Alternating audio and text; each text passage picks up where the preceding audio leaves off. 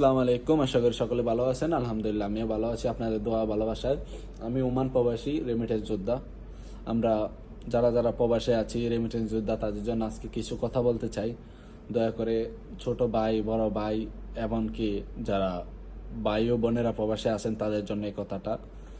যারা যারা রেমিটেন্স যোদ্ধা আমরা অন্তত 3 মাসের জন্য আমরা ব্যাংকে হুন্ডিতে বিকাশে টাকা না পাঠানো ভালো। কারণ হুন্ডিতে টাকা পাঠালে আপনার মোটা অঙ্কের টাকা নিয়ে আপনি একজনের থেকে এত টাকা করে নিবে, নেওয়ার পরে অনেকজনের সাথে টাকা নিয়ে একবার মোটা অঙ্কের টাকা হলে এই টাকা নিয়ে আপনার ব্যাংকে ছেড়ে দেবে। এই তো রেমিটেন্সের যোদ্ধারা আপনারা যা যা করতে চাইতেছেন না হেরা কিন্তু এক মোড়ে নিয়ে ছেড়ে দিয়েছে। রেমিটেন্স কিন্তু যাইতেছে, রেমিটেন্স বাংলাদেশে যাইতেছে।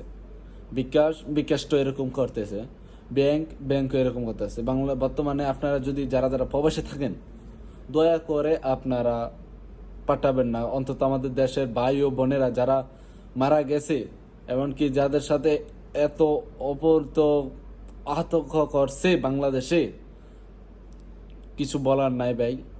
আপনারা দয়া করে 3 মাসের জন্য অন্তত বন্ধ রাখেন হুন্ডি, বিকাশ এবং ব্যাংক, প্লিজ।